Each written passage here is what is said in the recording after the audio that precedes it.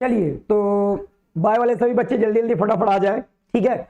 और आज का बच्चों सेशन स्टार्ट करेंगे बायो का, और प्रथम बैच आज का आपका स्टार्ट हो रहा है, ठीक है। आज से आप लोगों का क्लास 12th का प्रथम बैच भी स्टार्ट हो रहा है, तो सभी लोग जल्दी जल्दी फटाफट ज्वाइन हो जाओ। और जो बच्चे नहीं भी ज्वाइन है उनको फटाफट बोलो और वो भी फटाफट ज्वाइन हो जाएं।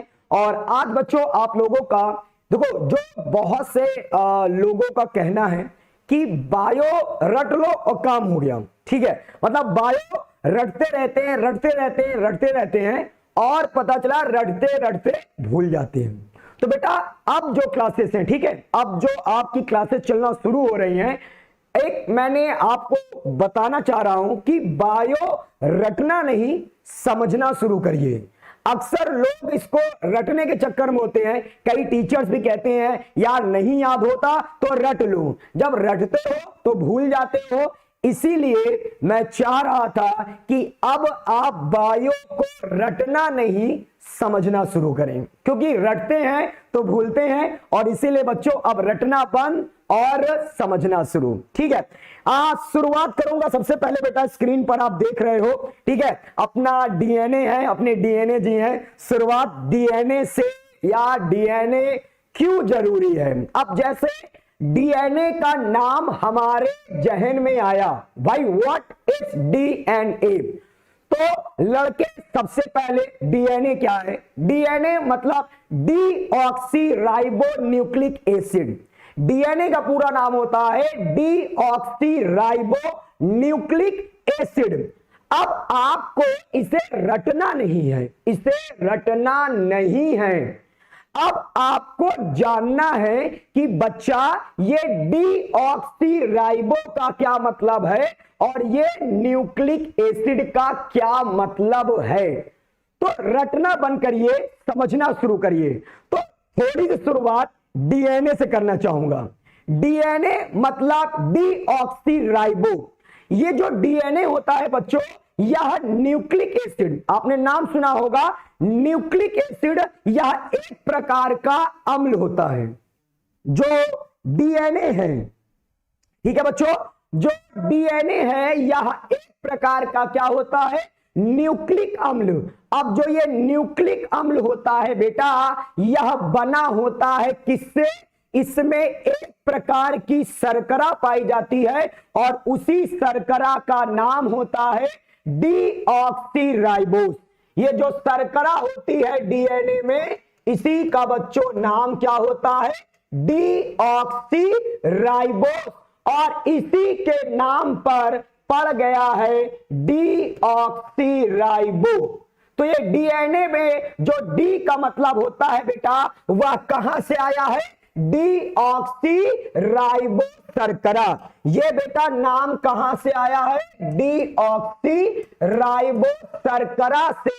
और बेटा जो डीएनए होता है, डीएनए किसका प्रकार है, न्यूक्लिक एसिड का।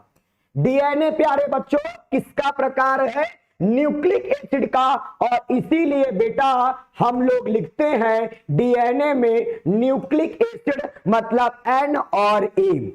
क्या मेरी इतनी बातें आप लोगों तक क्लियर हो रही हैं, जल्दी जल्दी बताते चलिएगा। आवाज सही आ रही है, आवाज मेरी क्लियर आ रही है। बायो वाले ना थकते हैं और ना रुकते हैं, शेयर जरूर करते चलते हैं। तो शेयर करते चलिएगा, एक एक कॉन्सेप्ट को तोड़ तोड़ के, ठीक है, कॉन्सेप्ट को भी तोड़ तोड़ के पढ़ना है इस साल। सुनो अब मेरी बात को आगे प्यारे बच्चों। तो एक बेसिक सी बात थी, इसीलिए मैंने आप लोगों को डीएनए के बारे में थोड़ा बताना शुरू किया, ठीक है। अब प्यारे बच्चों एक बात आती है बायो। बायो मतलब बायोलॉजी। अब बच्चे पता चला बायोलॉजी पढ़ रहे हैं, बट अक्सर बहुत छोटी छोटी बातों को पॉइंट आउट करना और याद करना मतलब समझना भूल जाते हैं। याद करो लेकिन समझ के पढ़ो उसको, ठीक है। आप कहीं रास्ते में जा रहे हो, ठीक है, आप कोई बच्चा मतलब कोई इंसान से आपने रास्ता पूछा, उसने कहा दाएं जाओ बाएं जाओ दाएं जाओ बाएं जाओ सीधे सीधे जाकर मुड़ जाओ, ठीक है। आप मान लो कहीं रास्ते में गए और वहां किसी ने आपसे मतलब आपने किसी से रास्ता पूछा, अब आप इसको याद कर पाओगे, इसको याद कर पाओगे कि उसने क्या क्या बताया था? दाएं जाओ, बाएं जाओ, बाएं जाओ, दाएं जाओ, सीधे सीधे चले जाओ। ये याद कर पाओगे? नहीं।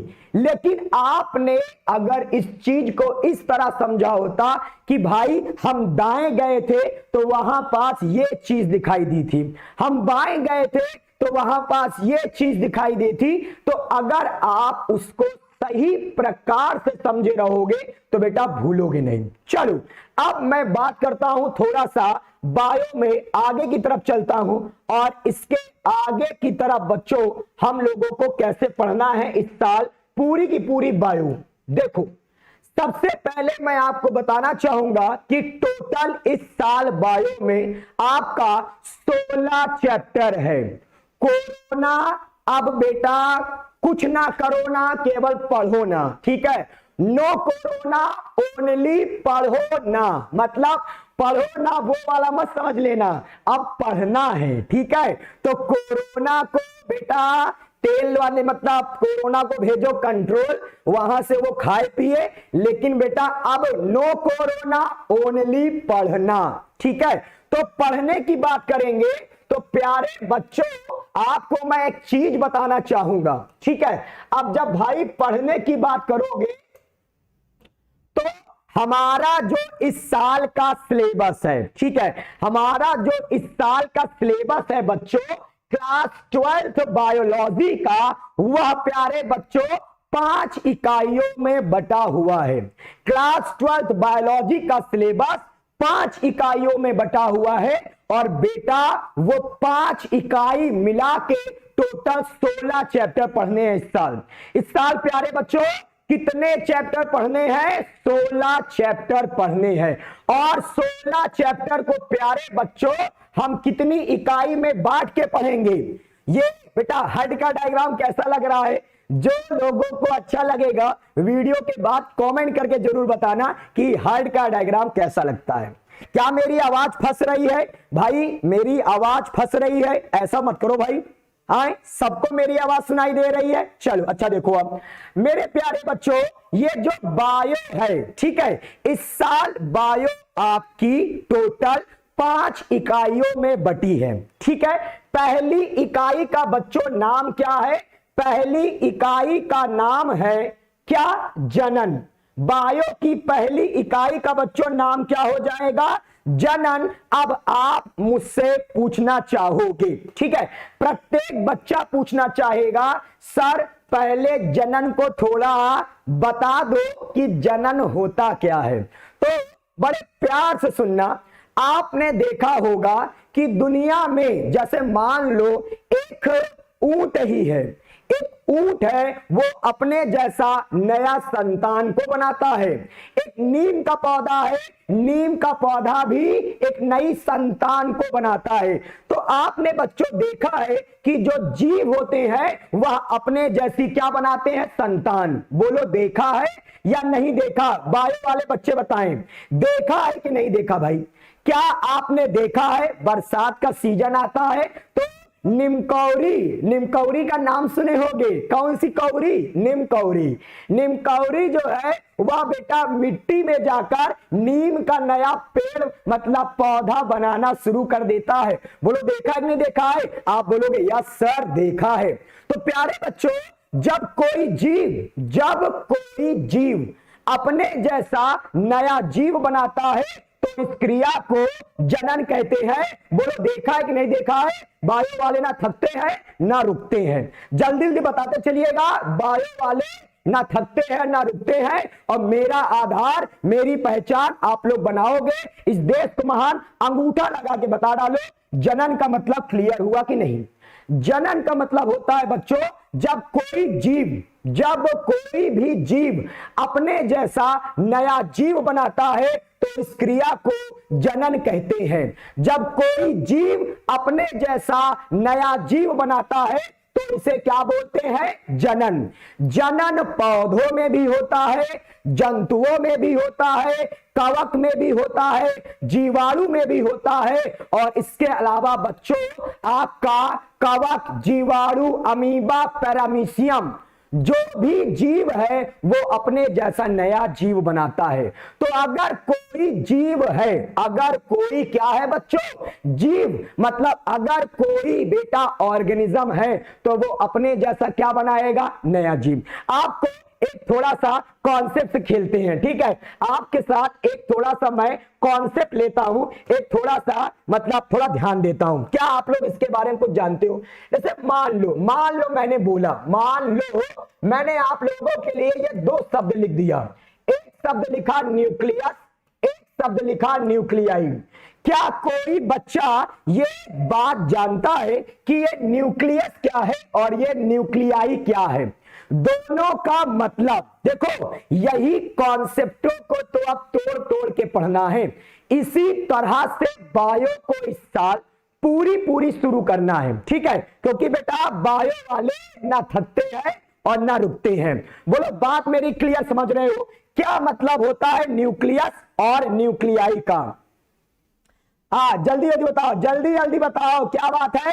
बायो वाले ना थकते हैं ना रुकते हैं भाई, जल्दी बताइए, जल्दी बताना है। कुछ बच्चे पैरामीशियम, नो भैया, कहां से? न्यूक्लियस मतलब पैरामीशियम हो गया क्या भैया? क्या है ये? केंद्रक। अब सुनो, मैं बताता हूं भाई, मैं बताता हूं, सुनो मेरी बात को। न्यूक्लियस का मतलब होता है एक केंद्रक।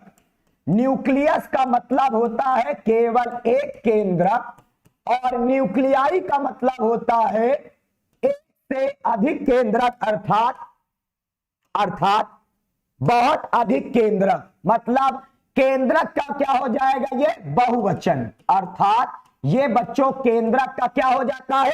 बहुवचन। मतलब एक से जब अधिक होगा। क्या बात है? क्या बात है? क्या वॉइस क्लियर आ रही है बेटे? वॉइस, अरे कोई दिक्कत नहीं भाई, वो मेरा थोड़ा सा गला ही उस तरह है ना बेटा? सुने होंगे नाम तुम लोग भाई, लैरिंग्स। ये लैरिंग्स मेरा है, मेरा स्वर यंत्र ही इतना है कि मेरी आवाज बहुत ज्यादा सुरीली निकल आती है। तो भैया माइक जो है वो मेरी आवाज को समझ नहीं पाता है, ठीक है? ये प्रॉब्लम क्यों आती है? क्योंकि मेरा जो स्वर यंत्र है ना वो कुछ ज्यादा ही अच्छा हो गया है, तो ये माइक इस आवाज को कहता है इतनी सुरीली आवाज को मैं ना पहुंचा पाऊंगा, ठीक है? चलो, तो बेटा आपसे अगर कोई भी पूछे कि न्यूक्लियस क्या है, तो न्यूक्लियस का मतलब होता है एक वचन। क्या होता है बच्चों?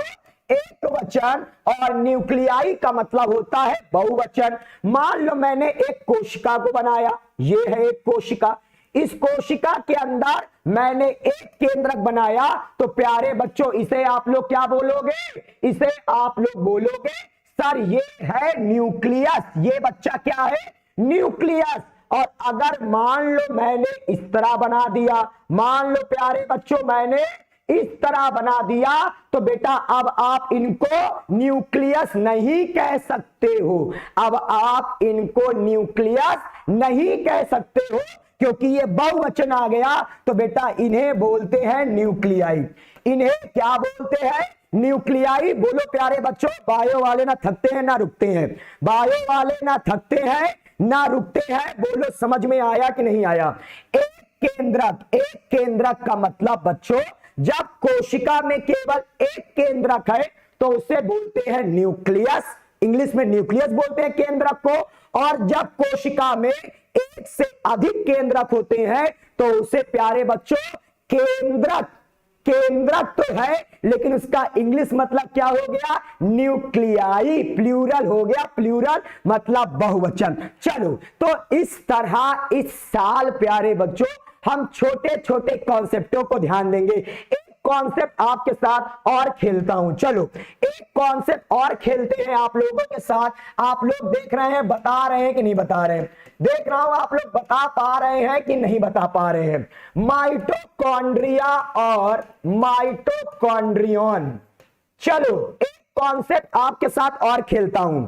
माइटोकॉन्ड्रियन, या सर जी आ गया, माइटोकॉन्ड्रिया और माइटोकॉन्ड्रियन, ये भी आपने 11 पढ़ के आए हो, 11 पढ़ के आए हो, और उसमें आपको टीचर ने ये दो शब्दों को बताया होगा। बट मुझे पता है कुछ लोगों ने इसको ध्यान दिया होगा और कुछ लोगों ने ध्यान नहीं दिया होगा। तो बेटा अब जो है एक छोटी छोटी चीज को भी ध्यान दिया जाएगा, क्योंकि आज से प्रारंभ हो गया है प्रथम बैच, और हमारा टैगलाइन ये बच्चा कि अब बायो को रटना बंद, समझना शुरू।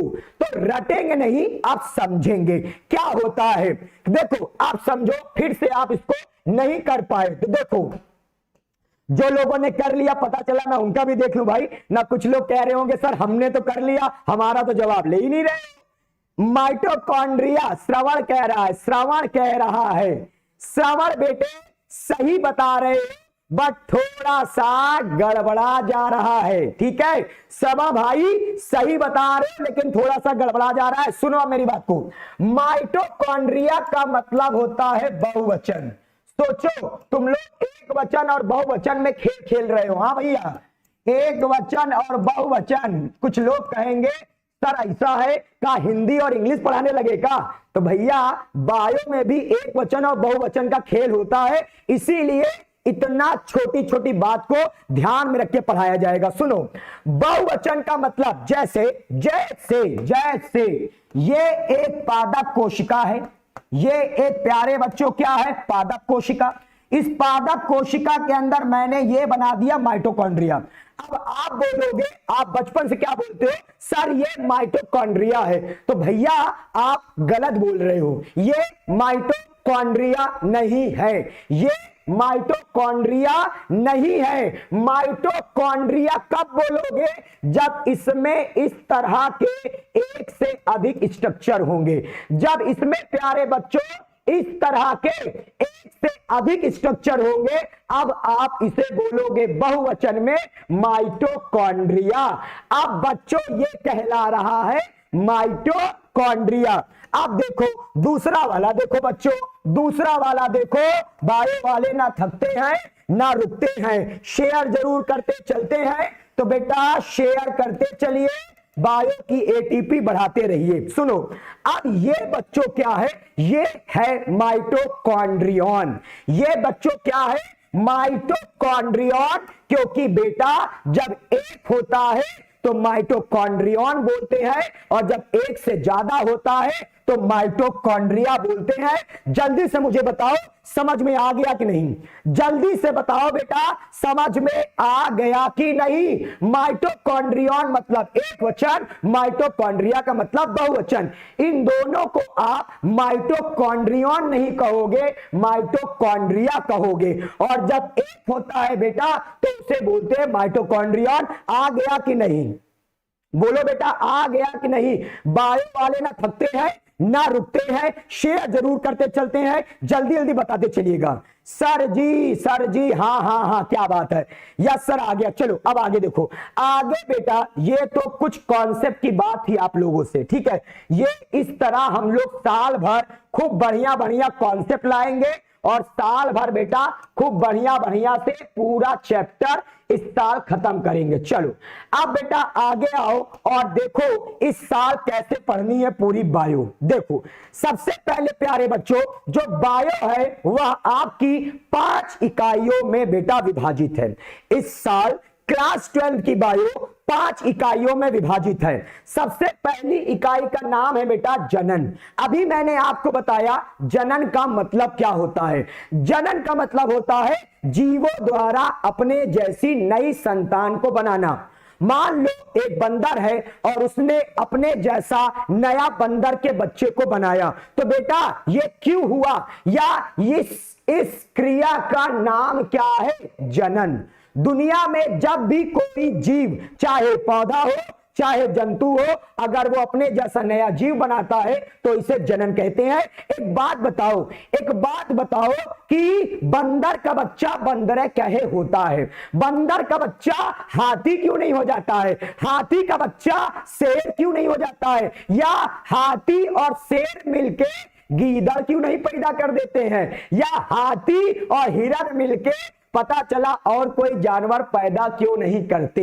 रीजन जानते हो? रीजन जानते हो कि नहीं? तो सुनो बेटा, हमारे शरीर का जो भी लक्षण होता है, अगर कोई बंदर है, कोई भी बंदर क्या, हम लोग खुद चिंपैंजी से बने हुए हैं। अब आप पूछोगे सर ये कब पढ़ाओगे, ये कब पढ़ाओगे कि हम चिंपैंजी से कैसे बने? तो प्यारे बच्चों, इसी साल 12 में 7वां चैप्टर पढ़ाऊंगा और वहां बताऊंगा कि चिंपैंजी से कैसे मनुष्यों का निर्माण हुआ, और उसी में बताऊंगा कि हमारी प्यारी सी जो पूंछ थी वो कैसे गायब हो गई। तो इस साल बायो के 7वें चैप्टर में पहले तो चिंपैंजी और दूसरा बेटा अपनी सखी सहेली पूंछ कैसे गायब हो गई उसको सिखाऊंगा। तो प्यारे बच्चों, बात आती है कि क्यों कोई जीव अपने जैसा ही नया जीव बना पाता है। बेटा डीएनए, किसकी वजह से? डीएनए की वजह से। हमारे शरीर में जब हमारी जो कोशिकाएं हैं, उसी कोशिका से अगर नया जीव बन रहा है बेटा, तो हमारा जो डीएनए होता है, उसी वजह से जो संतान है बच्चों, वह हमारी तरह दिखाई देती है। हमारी तरह दिखाई देती है क्योंकि बच्चों इसमें कौन सहायता करता है? डीएनए। अब एक बात आप पूछोगे कि क्या सर, एक बात बताओ, क्या हिरन और लोमड़ी मिलकर नई संतान को बना पाएंगे? तो आप कहोगे, आप सोचोगे क्या हो सकता है, आप सोचोगे मुझे नहीं पता, लेकिन बच्चों लोमड़ी और हिरन, या पता चला हाथी और सुअर मिलके, या और थोड़ा सा अच्छा एग्जांपल ले ले, मान लो और कुछ भी ले लो, कोई भी जानवर ले लो, कोई भी दो अलग अलग जाति के अगर जानवर हो जाते हैं बच्चों, तो यदि उनके गुणसूत्र में थोड़ी बहुत समानता है, मतलब अगर मान लो प्यारे बच्चों किसी का गुणसूत्र 46 है, मनुष्य का ही होता है, और किसी का मान लो 44 है, तो बेटा ये दोनों मिलकर संतान को बना सकते हैं। लेकिन अगर किसी का गुणसूत्र 32 है और किसी का गुणसूत्र 100 है, तो बेटा ये दोनों मिलकर संतान को नहीं बना सकते हैं। नई संतान बनाने के लिए क्या होता है, जो भी दो जीव हैं उनके गुणसूत्र या तो बराबर होने चाहिए और या तो थोड़ा बहुत अंतर होना चाहिए। मान लो एक अगर 46 है तो दूसरा या तो फिर 44 हो, एक 48 है तो मान लो दूसरा या तो 46 हो। तो नई संतान तभी बनती है जब उनके गुणसूत्र समान या तो प्यारे बच्चों थोड़ा बहुत अंतर हो। अगर गुणसूत्रों की संख्या में बहुत ज्यादा अंतर आ जाता है तो नई संतान नहीं बन पाती है, और इसीलिए आप बेटा से और पता चला हिरन मिलके नई संतान को नहीं बना सकते हैं, क्योंकि दोनों में गुणसूत्र का बहुत ज्यादा क्या होता है, अंतर होता है। बेटा इसी साल, अरे बच्चा पूछ लिया, हाँ बेटे, तो जो घोड़ा और इसके अलावा जो बेटा गधी, ठीक है, जो मेल डंकी, और बेटा आपका जो पता चला क्या है, फीमेल हॉर्स, ठीक है, या मेल हॉर्स है, फीमेल डंकी है, तो इसी साल तो पढ़ाना है इस चीज को। इसी साल खच्चर कैसे पैदा हुआ, गधा और घोड़ा कैसे मिलके खच्चर पैदा कर दिया बेटा, तो उसमें सबसे बड़ा अंतर बेटा यही वाला आता है। जो घोड़ा और गधा होता है उसके गुणसूत्र में बहुत कम अंतर होता है, और इसीलिए बेटा जो घोड़ा और गधा है वह मिलके बेटा खच्चर को बना सकता है। बोलो क्लियर हो गया क्या भैया? जनन के बारे में बहुत ज्यादा बता दिया लगता है मैंने, जनन के बारे में बहुत ज्यादा बता दिया क्या? अभी तो घोड़ा खच्चर सब बनाएंगे। चलो अब सुनो, तो बायो की पहली इकाई में आपको पढ़ना है जनन, मतलब 4 चैप्टर पढ़ाऊंगा। जनन में कितने चैप्टर पढ़ाऊंगा? 4 चैप्टर। अच्छा, कुछ बच्चे तो पहली चीज, कुछ बच्चा तो मुझसे पहले यही जानना चाहेगा सर बायो के कितने चैप्टर से कितने नंबर का प्रश्न आता है। तो पहले आप लोग इसको नोट कर लो बेटा। जो पहली इकाई है इससे बोर्ड एग्जाम में 14 अंक का प्रश्न पूछा जाता है। जो पहली इकाई है बेटा बायो की साल, उससे बोर्ड एग्जाम में 14 अंक आ सकता है पेपर में। सबसे इंपॉर्टेंट इकाई है ये वाली सबसे खतरनाक इकाई है और ये बोर्ड एग्जाम में आपको 18 अंक दिलाएगी। ये प्यारे बच्चों बोर्ड एग्जाम में आपको 18 अंक दिलाती है। तीसरी इकाई, अरे मेरे प्यारे बच्चों, तीसरी इकाई पेपर में 14 अंक की आती है। तीसरी इकाई पेपर में बच्चों 14 अंक की आती है। साउंड बफर हो रहा है, कैसे कह सकते हो? मैं खुद सुन लूं। अरे यार क्या बात है, इतनी अच्छी आवाज आ रही मेरी यहाँ। सुरीली आवाज तो नहीं है, लेकिन इतनी भी बेसुरी नहीं है भाई, आवाज आ रही होगी। सुनो अब चौथी इकाई बच्चों, चौथी इकाई जो है यह बेटा आपको टोटल पेपर में कितने नंबर दिलाएगी बेटा? यह आपको 10 अंक दिलाती है।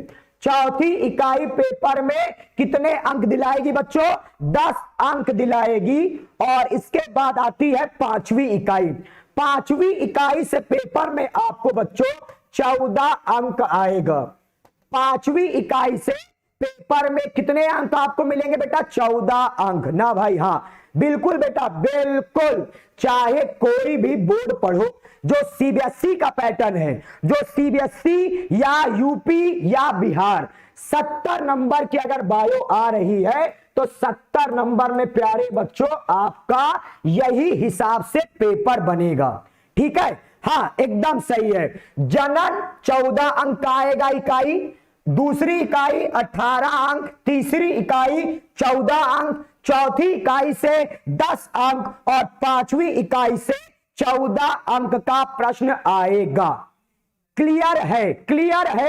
तो बायो वाले ना थकते हैं ना रुकते हैं, शेयर जरूर करते चलते हैं। और बेटा मेरा आधार मेरी पहचान आप लोगों को बनाना है, इस देश को महान अंगूठा लगा के बता डालो सब कुछ क्लियर है कि नहीं। अब इसको तोड़ तोड़ के पढ़ना शुरू करते हैं। अगर पेपर नहीं दोगे तो टॉप कर जाओगे। एक बच्ची पूछ रही है, एक बेटी पूछ रही है सर अगर पेपर नहीं देंगे तो क्या होगा? बेटे पेपर नहीं दोगे तो टॉप कर जाओगे, क्योंकि पेपर नहीं दोगे तो तुम ही राजा, तुम ही स्टूडेंट, टॉप कर गए भाई तुम तो। मेरी आवाज भाई लता मंगेशकर किससे तुलना कर दिए, मेरी आवाज तो हिमेश रेशमिया के भी गैर गुजरी है भाई। क्या बात है सर। नीट में यूनिट वाइज बेटा, नीट के जो सिलेबस है, नीट का डिस्कशन करूंगा तो वहां पर सारी चीजें बताता चलूंगा। सुनो अब बच्चों सबसे पहले शुरू करते हैं, पहली इकाई समाप्त। अब आते हैं दूसरी इकाई पर। अगर आपसे कोई पूछा कि सर इस दूसरी इकाई का मतलब समझाओ, तो बेटा दूसरी इकाई में लिखा हुआ है आनुवंशिकी एवं जैव विकास। तो पहली बात को समझो, आनुवंशिकी का मतलब क्या होता है। तो बच्चों आनुवंशिकी विज्ञान की एक शाखा है। और किस विज्ञान की शाखा है? जीव विज्ञान। जो आनुवंशिकी होता है, आनुवंशिकी जीव विज्ञान की शाखा है। आनुवंशिकी बच्चों जीव विज्ञान की क्या है? शाखा है। और इस शाखा में हम 2 चीजों का अध्ययन करते हैं। इस शाखा में बच्चों हम 2 चीज का अध्ययन करते हैं। एक होता है आनुवांशिकता, एक प्यारे बच्चों क्या होता है? आनुवांशिकता। और एक होता है विभिन्नता। एक प्यारे बच्चों क्या होता है? विभिन्नता। तो अगर आपसे कोई पूछ लिया, अगर आपसे मान लो बच्चों किसी ने पूछ लिया कि बताओ आनुवंशिकी क्या होता है, तो उसके मुंह पर बेटा आंसर बताना, उसके मुंह के सामने बताना कि आनुवंशिकी का मतलब आनुवांशिकता और विभिन्नताओं का क्या बेटा अध्ययन। जीव विज्ञान की वह शाखा जिसमें आनुवांशिकता और इसके अलावा बच्चों विभिन्नता का अध्ययन करते हैं। जीव विज्ञान की वह शाखा जिसके अंतर्गत आनुवांशिकता और विभिन्नताओं का अध्ययन करते हैं उसे बोलते हैं आनुवंशिकी। अब आपसे एक क्वेश्चन और पूछेगा कि सर जी एक बात बताओ, आनुवांशिकता क्या होती है। सर जी पहले इसको तो बता दो, इसका मतलब क्या है। देखो, तो हमारे शरीर के जो लक्षण है, मान लो आपके पापा स्मार्ट होंगे तो आप भी स्मार्ट हो गए, मतलब खूब बढ़िया बढ़िया हाइट पा गए। या मान लो कोई बच्चियां हैं, वो बच्चियां मान लो माता के बाल खूब बड़े बड़े हैं तो बच्चियों के बाल भी खूब बड़े बड़े हो गए। ऐसा क्यों हुआ? ऐसा क्यों हुआ? तो बेटा माता पिता से लक्षण हम लोगों में आए, माता पिता से जो लक्षण है वो हम लोगों में आते हैं और इसे ही बोलते हैं आनुवांशिकता। लक्षणों का एक पीढ़ी से दूसरे पीढ़ी में जाना क्या कहलाता है? आनुवांशिकता। तो मान लो माता पिता लंबे हैं और आप भी लंबे हो गए, माता पिता लंबे हैं और आप भी लंबे हो गए बेटा, तो इसका मतलब क्या हुआ? इस प्रक्रिया का नाम है आनुवांशिकता। बोलो क्लियर हुआ कि नहीं? क्लियर हुआ कि नहीं? माता पिता से लक्षणों का उनकी संतानों में जाना, या प्यारे बच्चों एक पीढ़ी से लक्षणों का, एक पीढ़ी से लक्षणों का दूसरे पीढ़ी में जाना, एक पीढ़ी से लक्षणों का दूसरे पीढ़ी में जाना क्या कहलाता है बच्चों? आनुवांशिकता।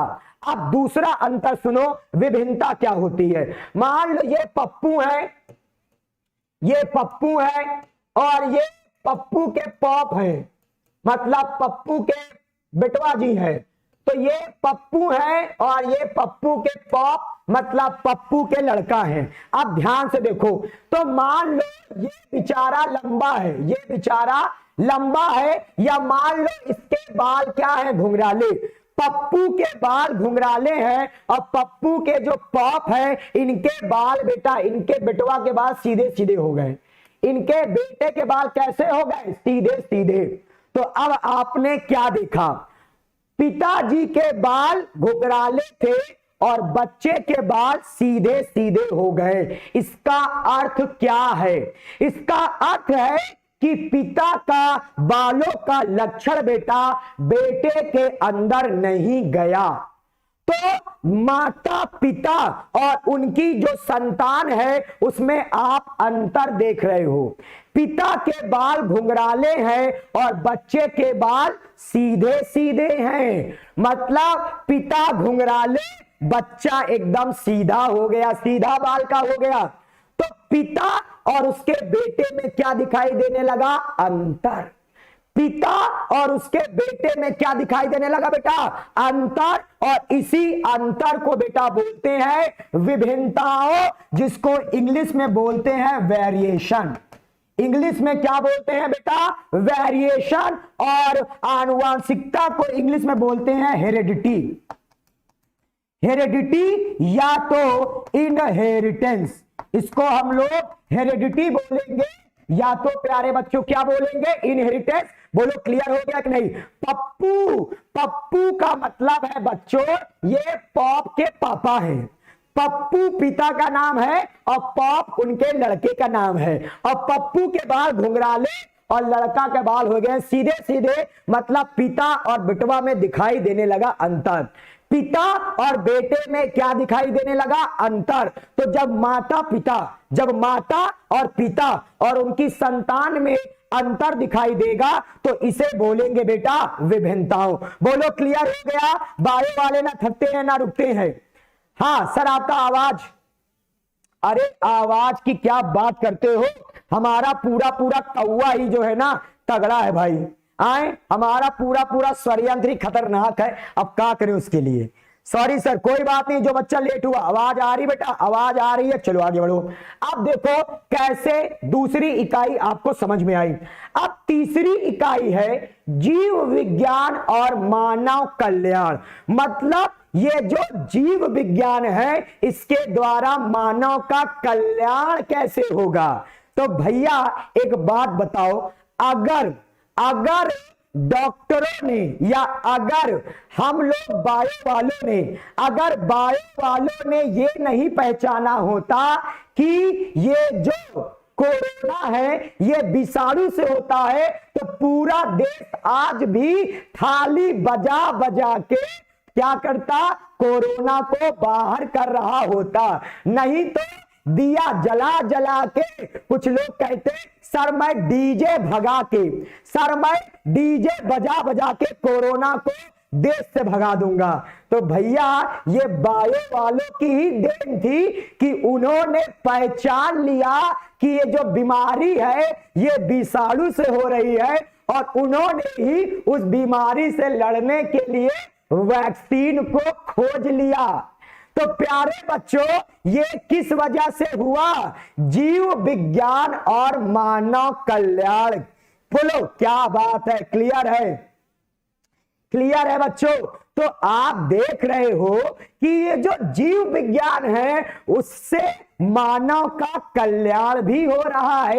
क्यों हो रहा है बच्चों, क्योंकि जीव विज्ञान ने ही बताया कि बीमारियां किस वजह से हो रही हैं। नहीं तो थाली और क्या बजाते, डीजे बजा बजा के कोरोना को आज तक भगाते रहते हैं। ठीक है, तो बायो वालों की वजह से ये फायदा हुआ, और इस चीज को बच्चों हम लोग पढ़ेंगे तीसरी यूनिट में। बायो मानव के लिए किन किन चीजों में लाभदायक है। आपने सुना होगा कि हम लोग सीवर का पानी प्यूरिफाई करके पिया जाता है। कई ऐसे शहर हैं जहां सीवर का पानी प्यारे बच्चों प्यूरिफाई करके पिया जाता है। तो ये काम भी बेटा, ये काम भी आपको पढ़ना है। किस इकाई में, तीसरी इकाई में। अब आती है चौथी इकाई। चौथी इकाई का नाम है जैव प्रौद्योगिकी। आपने सुना होगा इंसुलिन वगैरह का निर्माण, आपने सुना होगा बीटी कॉटन और बीटी फसलें। हाँ सुना है बेटा, एकदम सुना है। आपने सुना होगा, चलो क्लियर है सर, ओके प्यारे बच्चे, मेरी आवाज आ रही है, मेरा आवाज आ रहा है कि मेरा स्वर यंत्र डगमगा रहा है। वैक्सीन, हाँ भाई वैक्सीन को बायो वाले ही बनाए हैं। चलो सुनो मेरी बात को, मेरा स्वर यंत्र आवाज आ रहा है बच्चों। तो भैया बायो वाले ना थकते हैं ना रुकते हैं, शेयर करते चलिए, क्योंकि बायो को इस बार पहुंचाना है एक अलग जगह पर, एक अलग ही मुकाम पर। सुनो आगे सुनो, अब बच्चों आगे सुनो। जैव प्रौद्योगिकी क्या कहता है, जीवों को लाभ लेना। जो जीव हैं, जैसे आपने सुना होगा कि कई वैक्सीन है वह जीवों, आपने पोलियो देखा होगा, पोलियो देखा नहीं सुना होगा। आप सोचते होंगे पोलियो में क्या करते हैं। अच्छा आज तक क्या सोचा है, वैक्सीन में क्या करते हैं। वैक्सीन में क्या करते हैं कि जैसे पोलियो का मान लो आपके शरीर में वैक्सीन लगाना है, तो ये लोग करते क्या है, ये पोलियो के निर्जीव, या तो पोलियो का एक कमजोर और या तो प्यारे बच्चों निष्क्रिय जो है पोलियो का विषाणु हमारे शरीर में डाल दिया जाता है। और जब पोलियो का विषाणु हमारे शरीर में जाता है तो हमारी शरीर उससे लड़ने के लिए एंटीबॉडी बना लेती है। क्या बना लेती है, एंटीबॉडी, और इस तरह हमारी शरीर कमजोर पोलियो विषाणु से लड़ सकती है। लेकिन जैसे ही कोई खतरनाक पोलियो विषाणु भी हमारे शरीर में गया तो हमारे शरीर में पहले से ही लड़ने के लिए क्या बन गई है, एंटीबॉडी। और इसी प्रक्रिया का नाम होता है बेटा वैक्सीनेशन। तो आपको जो कोरोना वायरस की वैक्सीन लगाई जाएगी, ये 2 प्रकार की मिल रही है बेटा। ये वैक्सीन 2 प्रकार की मिल रही है और ये प्यारे बच्चों मैं आपको पढ़ाऊंगा चौथे यूनिट में। चौथी यूनिट में मैं कोरोना की वैक्सीन को आपके सामने तोड़ तोड़ के बताऊंगा कि ये कैसे बनी हुई है। बेटा लाके नहीं तोड़ेंगे, समझ समझ के तोड़ेंगे। बिल्कुल क्लियर है? आप सुनो तो बेटा, बायो की कितनी इकाई हो गई? 4। 5वीं इकाई का नाम है पारिस्थितिकी एवं पर्यावरण। बायो की 5वीं इकाई का क्या नाम है बच्चों? पारिस्थितिकी एवं पर्यावरण। इंजीनियर का बेटा इंजीनियर इसलिए नहीं होता ना भैया, क्योंकि वो पहले से ही ये जो इंजीनियर है ना, इसका जो लक्षण है वो हमारे डीएनए में नहीं है कि इंजीनियर आपके गुणसूत्र में लिखा होगा इंजीनियर। तो बेटा ये जो इंजीनियर, ये जो लक्षण होते हैं ना, ये सभी लक्षण हमारे आपके डीएनए में नहीं है। जैसे मान लो मेरी बॉडी तो नहीं है, तो क्या खली का बच्चा खली होगा? खली का बच्चा खली नहीं होगा। क्यों? क्योंकि ये बॉडी बिल्डिंग का जो लक्षण है वो हमारे डीएनए में नहीं पाया जाता है। और ये कब पढ़ाऊंगा? ये पढ़ाऊंगा चैप्टर नंबर 7 में। चैप्टर नंबर 7 में मैं आपको पढ़ाऊंगा लैमार्क और डार्विनवाद, और वहां बताऊंगा कि कैसे पता चला कि हम अपने जैसा ही बनते हैं। चैप्टर नंबर 7 में। अब सुनो तो प्यारे बच्चों, 5वीं इकाई का नाम है पारिस्थितिकी एवं पर्यावरण। अच्छा, पारिस्थितिकी का मतलब समझो, पहले इसका मतलब समझो। पारिस्थितिकी होता क्या है? क्या है पारिस्थितिकी? पारिस्थितिकी का मतलब होता है पारितंत्र का अध्ययन। पारिस्थितिकी का मतलब होता है पारितंत्र का अध्ययन, और पारितंत्र का मतलब होता है सजीव और निर्जीव के बीच में जो क्रियाएं हो रही हैं।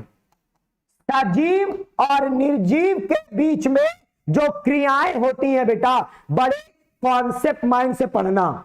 सजीव और निर्जीव के बीच में जो क्रिया होती है उसे बोलते हैं पारितंत्र, और पारितंत्र के अध्ययन को बोलते हैं पारिस्थितिकी। और ये बायो की 5वीं इकाई है। बायो की 5वीं इकाई में सजीव और निर्जीव, जैसे मेरे आसपास हवा है और हम कैसे साथ में रह रहे हैं। हवा हमारे लिए जरूरी है और हम भी हवा के लिए जरूरी हैं। तो बेटा सजीव और निर्जीव कैसे आपस में साथ रहते हैं, इस क्रिया को बोलते हैं पारितंत्र, और पारितंत्र के अध्ययन को बोलते हैं पारिस्थितिकी। पारितंत्र के अध्ययन को क्या बोलते हैं बेटा? पारिस्थितिकी। जल्दी बताओ, जल्दी बताओ, जल्दी बताओ। मजा आ गया हो तो बेटा ये लाइक बढ़ना चाहिए, ये लाइक बढ़ना चाहिए और कमेंट नहीं रुकना चाहिए, क्योंकि बायो वाले हैं, ना थकते हैं ना रुकते हैं। तो बताते चलो, कमेंट ना रुके, लाइक ना रुके। और बेटा वीडियो के बाद भी आज जितने लोग बायो में प्रेजेंट हो, सब लोग वीडियो खत्म होने के बाद अपना नाम और अपना शहर जरूर लिख के बताना, ताकि बच्चों जब आप लोगों में से कोई बच्चा डॉक्टर बने तो भैया हम लोगों का इलाज करा देना, ठीक है? मेरी थोड़ा आवाज का तो इलाज जरूर करा देना। क्या बात है, क्या बात है बेटा? फटाफट कमेंट लगातार चैट बॉक्स में रहना चाहिए, क्योंकि बेटा पूरी दुनिया देखेगी कि बायो वाले ना थकते हैं ना रुकते हैं। क्या बात है, क्या बात है? हाँ भाई, एकदम एकदम एकदम एकदम। चलो अब थोड़ा आगे देखो, तो 5 इकाइयों का नाम मैंने आपको बताया कि बायो की पहली इकाई ये हो गई, दूसरी इकाई आनुवंशिकी और विकास, तीसरी इकाई है जीव विज्ञान और मानव कल्याण, चौथी इकाई हो गई जैव प्रौद्योगिकी और उसके अनुप्रयोग, और पांचवी इकाई बच्चों हो गई पारिस्थितिकी एवं पर्यावरण। क्या हो गई? पारिस्थितिकी एवं पर्यावरण। और बच्चों कल होगा बायो युद्ध, और कल के बायो युद्ध में शुरू होगा सबसे पहला चैप्टर। कल के बायो के महासंग्राम में, कल के बायो के महायुद्ध में, कल का जो समझ लो, कल है बायो युद्ध, और कल से बायो युद्ध में पहला युद्ध होगा बेटा जीवों में जनन का। कल बायो की पहली इकाई का पहला चैप्टर शुरू करूंगा, तो ना तो आपको थकना है और ना तो आपको रुकना है। क्या बात है? क्लियर हुआ? क्लियर हुआ तो कल मिलते हैं और इस महायुद्ध, इस बायो का युद्ध का प्रारंभ करते हैं। आज बच्चों शंखनाद हो चुका है, महाकाल की कृपा से, भोले बाबा की कृपा से आज अपना चैप्टर शुरू हो गया है, और आपको एक काम करना है, पूरे दुनिया को दिखाना है कि बायो वाले ना थकते हैं और ना रुकते हैं। तो वीडियो खत्म होते ही प्रत्येक बच्चा बेटा वीडियो में कमेंट करेगा अपना नाम और अपना शहर। मुझे प्रत्येक बच्चे को जानना है और नाम ले लेकर बेटा आपके क्वेश्चन और आंसर को बताना है। तो आज बेटा यहीं से इसको करेंगे समाप्त, और कल मिलेंगे 8 बजे। वीडियो को बेटा बायो युद्ध की तरह पूरे देश में फैला डालो, भाई बहन तक पहुंचा डालो। हर भाई बहन को बायो पढ़ना है। और प्यारे बच्चों, ये क्लास मेरी YouTube पर बिल्कुल फ्री है। सबको बता देना, YouTube पर मैं जो ये पढ़ा रहा हूं ये फ्री पढ़ाऊंगा पूरे साल भर। और जल्दी से जल्दी का मतलब मेरा टारगेट है कि नवंबर में खत्म करूंगा सिलेबस, और दिसंबर से रिवीजन और पेपर क्वेश्चन सॉल्व करवाऊंगा। तो मिलते हैं बच्चों कल रात को 8 बजे। भूलना नहीं जो मैंने कहा, अपना ख्याल रखना। जय महाकाल, जय शंकर जी।